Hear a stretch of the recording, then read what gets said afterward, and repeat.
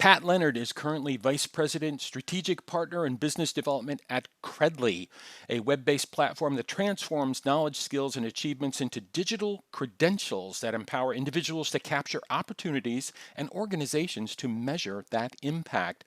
Pat is an accomplished executive leader with deep portfolio of experience in setting the vision and driving execution in turnaround or business transformation situations, orchestrating new business acquisition and driving profitable growth in challenging and competitive markets. Okay, true confessions. Pat used to be my boss's boss's boss, and then she became my boss's boss, and then she became my boss. And I don't know if that says something about me or says something about her, but anyhow, there's a lot of water under the bridge with Pat and I. The thing I like most about Pat is out of all the big important people I've ever met in my life, I felt I could walk into her office and share with her any big idea I had. And she would either say, great idea, not right now, or, oh my God, let's do something with that. So Pat, just hats off to you. Thanks for being that type of person. Thank you. It was easy. You always came with great ideas. Not so much. Anyway, if you don't mind, a lot of people who follow this video blog may not know what digital credentialing is. Can you give us the 2 minute on what is digital credentialing? Sure thing. So digital credentialing, really its genesis it goes back to like 2012, that of the Mozilla Foundation. And some people may think of digital credentialing as this gamification thing of, I've done something, give me a little check mark kind of thing. And that certainly was the genesis of, fast forward to where we are today. And now it's a matter of being able to use that digital verification of an accomplishment in a portable, shareable format now applies to things that have far more meaning and relevance to the individual and to those with whom they share their recognition than just the gamification side. So if you think of, start with credentialing first and leave digital out to the side for a moment. Credentialing is that notion of being able to confer to someone verification attested to by somebody else other than self-reported by you of what you know, what you can do, what your experiences were, or what have you.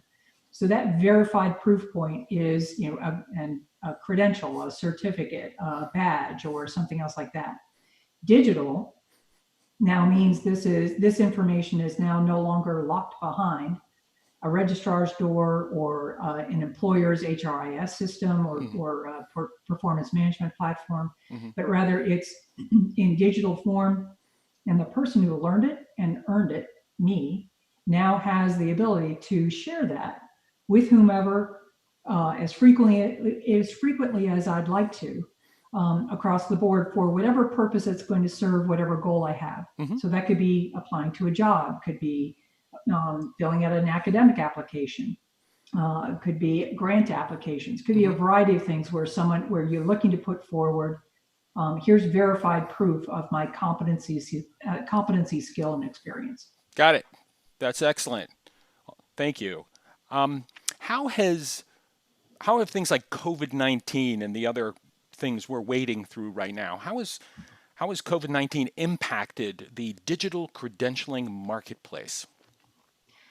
Great question. So the notion of what is often called alternative credentials, meaning an alternative to a 2 or 4 year academic degree, was already accelerating prior to COVID, as employers were starting to look more towards different signals, if you will, other than a college degree of what you know and what you can do. And so the language out there about alternative credentials as an alternative to a 2 or 4 year degree as being valued by employers because those credentials are skills based. And the whole workforce is generally moving towards a more skills based job postings, performance management, et cetera. So in that, call them alternative credentials, or in many cases, additional credentials, even if you have a 4 year or 2 year academic degree. The pace of change in business is just moving so fast that you need to have some means to be able to show that how are you keeping your saw sharp, Mm-hmm. what skills you can do, and what your acumen is. Mm-hmm. Then comes COVID. Mm-hmm. That says, the world of work was already in a shift. Now we've added this additional shift that says when the lights turn back on or when business comes back, who do we bring back first to do what? And how do I know whether or not that person has the specific skill set, other than the fact that they have 3 to 5 years of experience in a certain area? But how do I know that they've got the up-to-date information that I'm going to need them to hit the ground running on Mm-hmm. when I start in the rehiring process? Right. So skills-based, the skills-based aspect in terms of a good digital credential will really be valuable on post-COVID rehiring kind of Mm-hmm. practices that are there. Within COVID right now, where we are, you talk about credentials applying in a variety of ways, not only on knowledge and skills, but this notion about, do you have a credential that shows, do you have the proper antibodies? Am I now qualified to be able to come back to work? So there's a broad application that can be out there. That's cool. COVID's also impacted, as people are finding they have perhaps more downtime, Mm-hmm. either because they've been furloughed or because they're no longer commuting 2 hours a day, Mm-hmm. that people are recognize the fact, here's a chance for me to be able to act like the HR department of one that I should, Right. Exactly. that I should Yep. act as, Yep. And and invest in yourself. Come on, people. invest in yourself in this point in time and be prepared for the turn that is already upon us. Okay. So that notion of, yes, what certificates, what certifications can I get in the Mm-hmm. immediate time? Right. And there's a slew of them out there that are highly relevant. Cool. So just to wrap up, Pat, I'm going to hit you with the question I ask everybody, which is, Pat, what lessons have we learned that we must not forget? I think it's that point of HR department of one. How do you build your competency, the portfolio of verified competencies and skills that you have? How do you build that resiliency, personal resiliency, in terms of always ongoing learning is refreshing, but also ongoing preparedness for the current job or a next job? I think the lessons learned through this process is really understanding what really matters.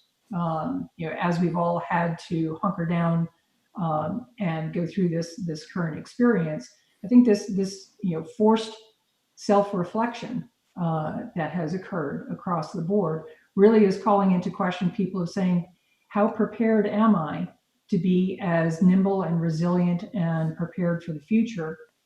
Because the future could be tomorrow. It's not in a week or a year. It's tomorrow. Right. And how do we prepare people best to be able to navigate those the next job, a new career, in a way to be able to support.